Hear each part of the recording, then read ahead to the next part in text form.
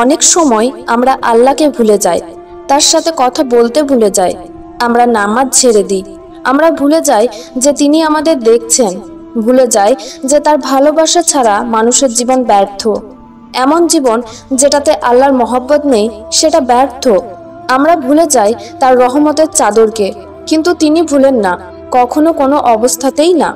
তোমার গুনাহ তার রহমতের কাছে কিছুই নয়। তুমি যদি আসমান সমান গুনাহ নিয়ে তার কাছে ফিরে আসো, তো তিনি তোমার অনুতাপের এক ফোঁটা অশ্রুতে সব মাফ করে দেবেন, সব ভুলিয়ে দেন। কিন্তু মহব্বত করা ছাড়েন না। এমনই মহব্বত হলো আমার আল্লাহর। আমরা অনেকেই আছি যাদের দিনের পর দিন করে যাওয়া দোয়া কবুল হচ্ছে না। আমরা হতাশ হয়ে পড়ি, ভাবি আল্লাহ আমাদের পছন্দ করেন না, অথবা আমরা অনেক বেশি পাপী। এটা ভুল কথা, একদম ভুল। আল্লাহ আমাদের মায়ের থেকেও অনেক বেশি ভালোবাসেন, এবং সর্বকালের শ্রেষ্ঠ শয়তান ইবলিশ এর দোয়াও কিন্তু আল্লাহ কবুল করেছেন। তাই কোনোভাবেই হতাশ হবেন না। কে বলেছে যে আল্লাহ আমাদের কথার জবাব দেন না? কে বলেছে যে তিনি আমাদের দোয়াকে কবুল করেন না? তিনি তো পাক জাত, তিনি ওয়াদা করেছেন যে তিনি আমাদের দেবেন। তুমি চেয়ে তো দেখো, তিনি আসমানের নূর, যিনি রাতের শেষ প্রহরে প্রথম আসমানে এসে জিজ্ঞেস করেন, কে আমার কাছে কিছু চায়, আমি তাকে তাই দান করব। কে আমাকে ডাকে, আমি তার ডাকে সাড়া দিব। আল্লাহ পাক আমাদের মনের নেক খোয়াইশকে পূরণ করুক, আমিন। যখন মুকাদ্দারেই নেই তো দোয়া কেন চাইবো? কিন্তু আমি বলবো, দোয়া তো এই জন্যই হয় যে যেটা মুকাদ্দারে নেই সেটা দোয়া দ্বারা যেন আমরা আল্লাহর কাছে চেয়ে নিতে পারি। তুমি এটা কেন ভাবো না যে দানকারী তো আমার মুকাদ্দার এবং ওয়াসওয়াসার থেকে অনেক বড়? হতে পারে আল্লাহ মুকাদ্দারের কিছু অংশ এর জন্য খালি রেখেছেন যে আমার বান্দা সেই খালি জায়গাগুলো তার দোয়া দ্বারা পূর্ণ করবে। সে যা চাইবে তাকে তাই দেওয়া হবে। হতে পারে সেটাই তোমার নসিব, যেটার আশা তুমি ছেড়ে দিয়েছো, হিম্মত হেরে গিয়েছো। কখনো কখনো আল্লাহ আমাদের মন ভেঙে দেন, কারণ আমরা অনেক সময় খারাপ জিনিসকে ভালোবেসে ফেলি, আর সেই জিনিসটা হয়তো আমাদেরকে পরবর্তীতে অনেক কষ্ট দেবে। আসলে সেই জিনিসটা হতে পারে কোনো মানুষ, যার উপরে আমরা আল্লাহর থেকে বেশি ভরসা করে বসি, আর আমরা জানতেও পারি না। এবং এটা সত্য যে আমরা যে কোনো বস্তু বা মানুষের উপরে যদি আল্লাহর থেকে বেশি ভরসা করি, সেটা আমাদের জীবনে অশান্তির সৃষ্টি করবে। এর জন্যই আল্লাহ আমাদের মন ভেঙে দেন সেই মানুষদের দ্বারা যাদের জন্য আমরা ভাবি যে তাকে না পেলে আমি মরে যাব।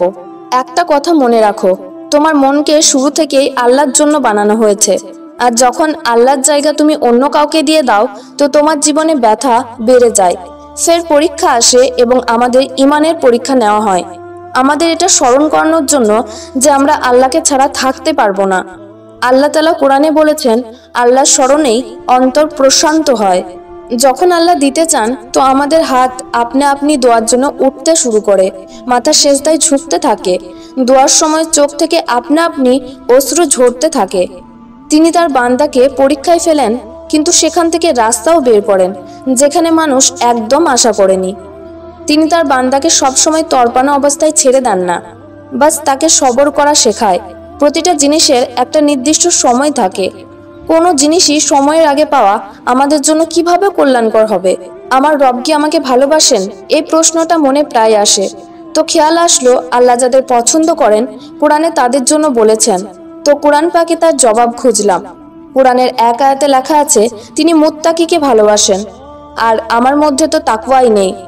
ফের অন্য আয়াতে দেখলাম তিনি সবরকারীকে ভালোবাসেন, কিন্তু আমি তো অসবরকারী। তারপর দেখলাম আল্লাহ উপকারকারীকে পছন্দ করেন, এর মধ্যে তো কোনোটাই আমি নয়, যার জন্য আল্লাহ আমাকে ভালোবাসবে। তারপর একটা আয়াত দেখি যেখানে লেখা আছে আল্লাহ তওবাকারীকে ভালোবাসেন। ফের আমি আমার জবাব পেয়ে গেলাম। তাওয়াক্কুল কি জানো? তুমি জানো না তোমার সাথে কি হবে, কখন সবকিছু ঠিক হবে, আর কত ধৈর্য ধরতে হবে, কখন দোয়া কবুল হবে, আর কত পরীক্ষা বাকি আছে। তুমি কিছুই জানো না, কিন্তু তুমি এটা বিশ্বাস করো যে আল্লাহ তোমাকে দেখছেন, তোমার ডাক শুনছেন। আল্লাহর ওয়াদা সত্য। সকল পরিস্থিতিতে রবের উপরে আস্থা রাখা, একদিন সবকিছু ঠিক হয়ে যাবে এই বিশ্বাস রাখা। আল্লাহ কখনোই তার বান্দাকে ছেড়ে যান না। আপনার ডাক শুনে আল্লাহ বলেন, তোমরা ভয় পেও না, আমি তো তোমাদের সাথেই আছি, আমি সব শুনি এবং দেখি। সূরা তহা আয়াত 46। যখন মানুষ সবকিছু আল্লাহর উপরে ছেড়ে দেয় তো আল্লাহ তার বিশ্বাসকে কায়েম রাখে। তিনি পরীক্ষা করেন কিন্তু তার বান্দাকে সামলেও নেন। যখন আমরা আল্লাহর রাজিতে রাজি থাকি তো তিনি আমাদেরকে আমাদের সবরের ফল অবশ্যই দেন। আর ইয়াকিন করুন, সিদ্ধতের সাথে চাওয়া দোয়া কখনো ব্যর্থ যায় না। আল্লাহ আমাদের নেক দোয়াকে কবুল ফরমাক, আমিন। যখন দুনিয়ায় হোঁচট খেয়ে নিজেকে একা পাবে আর নিজের অস্তিত্ব ছন্ন ছাড়া দেখতে পাবে তো তার দরবারে মাথা নত করে নিও। আর এটা মনে রেখো, তিনি কালকেও তোমার সাথে ছিলেন, আজকেও তোমার সাথে আছেন। তিনি কোরআনে বলেছেন, তোমার রব তোমাকে ছেড়ে দেয়নি আর না নারাজ হয়েছে। আল্লাহ সবার মনের জায়েজ ইচ্ছেকে কবুল করুক, আমিন।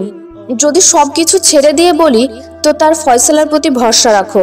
তিনি তোমার প্রতিটি চাওয়াকে কবুল করতে সক্ষম। যখন আল্লাহ তার বান্দার থেকে কিছু নিয়ে নেন তখন হয় তার থেকেও উত্তম কিছু দান করেন, নয়তো সেটাকেই উত্তম বানিয়ে দান করেন। ইয়াকুব আলাইহিসসালাম আল্লাহর প্রতি আশা রেখেছিলেন এবং আল্লাহ তার জন্য মজিজা করেছেন। তুমিও রবের কাছে আশা রেখে তো দেখো, তিনি তোমার জন্য মজিজা করবেন ইনশাআল্লাহ। ভিডিওটি অন্যদের সাথে শেয়ার করতে ভুলবেন না এবং চ্যানেলে নতুন হলে চ্যানেলটি সাবস্ক্রাইব করে আমাদের সাথে থাকুন। আসসালামু আলাইকুম।